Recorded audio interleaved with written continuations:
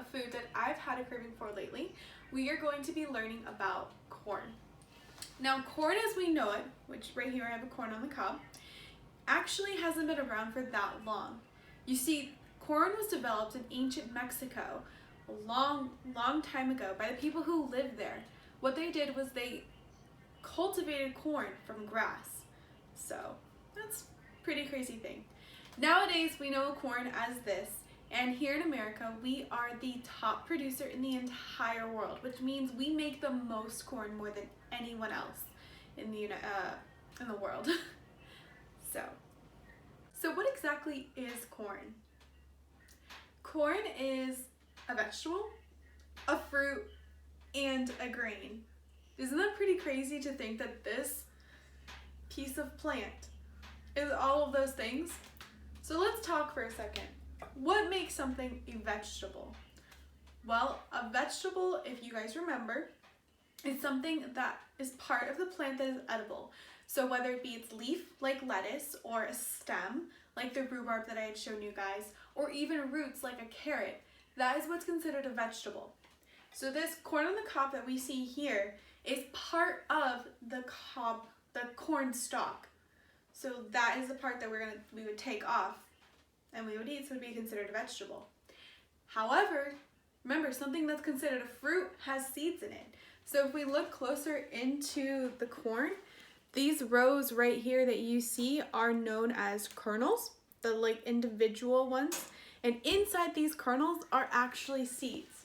So when you eat this, you're eating a fruit, right? Isn't that pretty wild? And on top of it, it's also a grain. Because remember what I told you guys? People in ancient Mexico cultivated this from a grass. And out of grasses, we get wheat and other kinds of things. So this is a pretty versatile vegetable to eat. But eating is not the only thing that we can do with corn. We use corn for animal food. We use it for medicine. We use it for a gas called ethanol. We use it to make syrups and oils. And we even use it in glue, which I don't know if you know, but that's pretty wild to think that. And on top of that, if that doesn't impress you enough, we also, with the corn, it grows to be about 15 feet tall. So when it grows in a stalk, and you can plant it in the ground, and once it gets really high, it'll probably get to be about 15 feet, which is, I'll tell you what, taller than what I am. That's almost twice my height, which is pretty crazy. Or I'm just really short. I don't know which one it is. But anyways, so for today, what we're going to be doing with the corn, we're actually going to be eating it. We're going to go all the way to Mexico, and we are going to be making Mexican street corn, or elote, which is also known as. So in order for us to do that, let's get started. To make elote, we need corn, obviously. And with elote, they grill it. So we don't have a grill, and it's raining, so I have to improvise. So I'm going to use an oven. So today, right now, I have my oven. It's set on 400 degrees. I have some corn that I've already prepared, and then we're going to prepare the rest of the corn that I have. And we're going to grill it into the oven. We're going to grill it in the oven for about 30 minutes, and we're going to flip it halfway through so that way it gets a nice even brown. So let's get started with that. I'm going to need my corn, a piece of tin foil that I've already cut, and just for fun, I have some butter here. We're going to just smooth it over.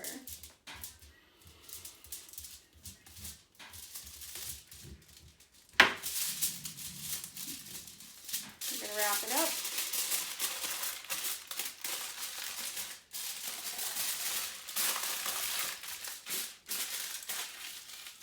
And place it on the pan. And we're going to do the same thing for the other two, because I feel like having some corn today.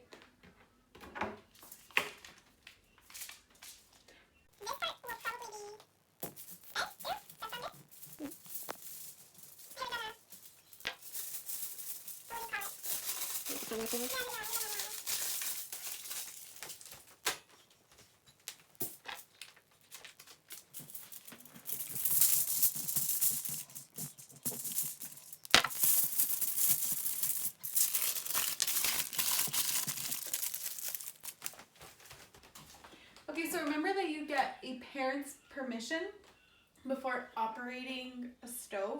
So now that it's done, I'm going to put this in my oven, and the ovens are hot, so you want to be very careful.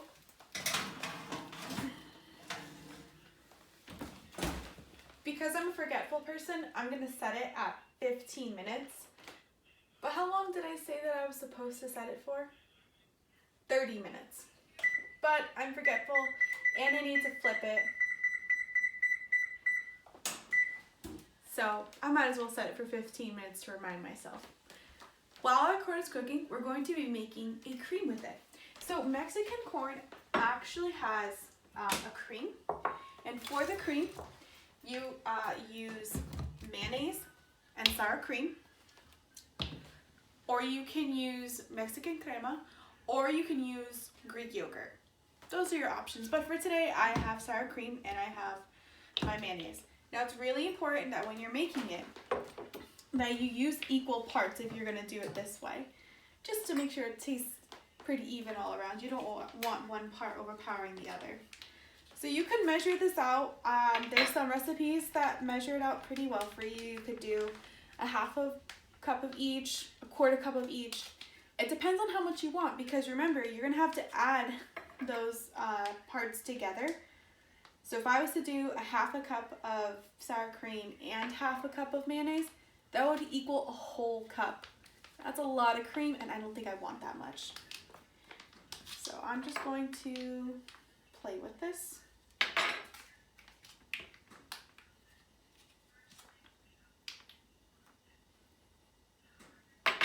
Sorry.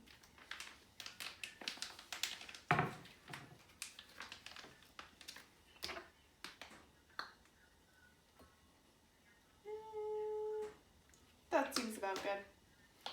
So we're gonna do that. Rinse my spoon.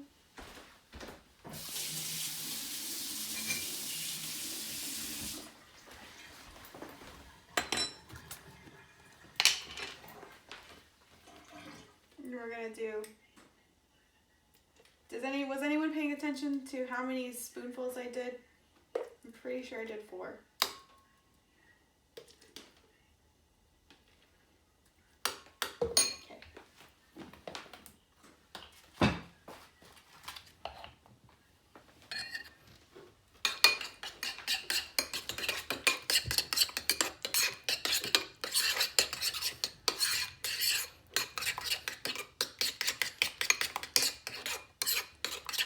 So that's mixed, but it's not done. We're gonna need to add some salt and a little bit of garlic. So I have granulated garlic here, but you can use garlic powder, or if you want to mix it up, you can put onion, but the smell of garlic is really good. And garlic's really good for your heart, so if you want to have a good heart, make sure you have some garlic.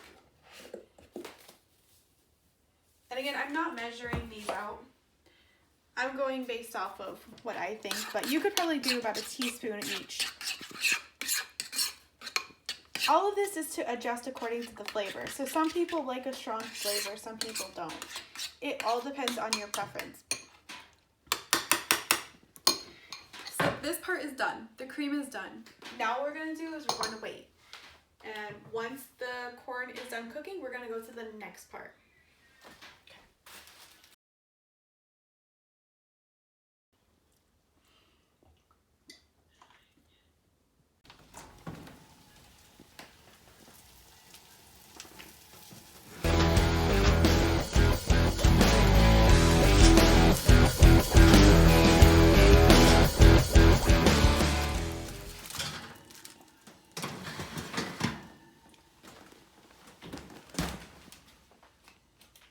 Ready?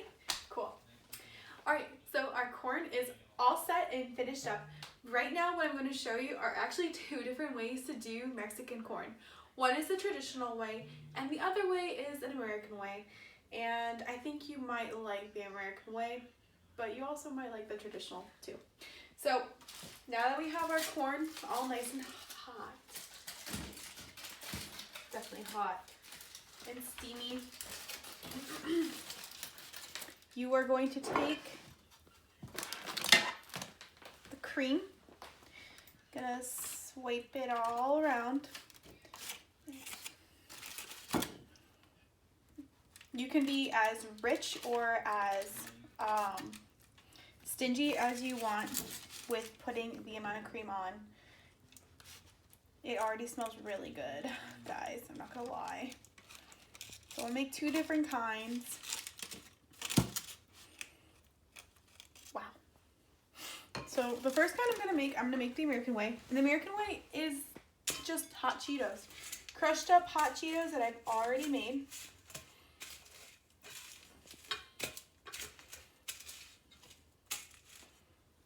And voila, that's one way to eat it. So I'm gonna put it on the plate. Oh, that was sad. And then the second way to make it is the traditional way. And the traditional way involves a variety of spices and cheeses. So again, I'm gonna take the cream. I'm gonna apply as much as I want on here.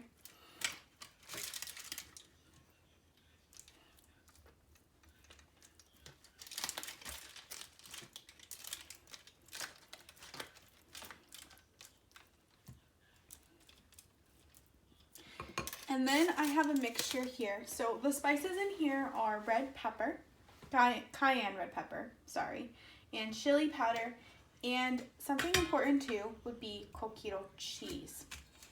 Oh, wow. So I'm rolling it around.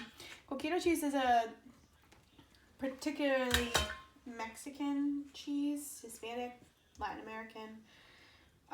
It's pretty good. So this would be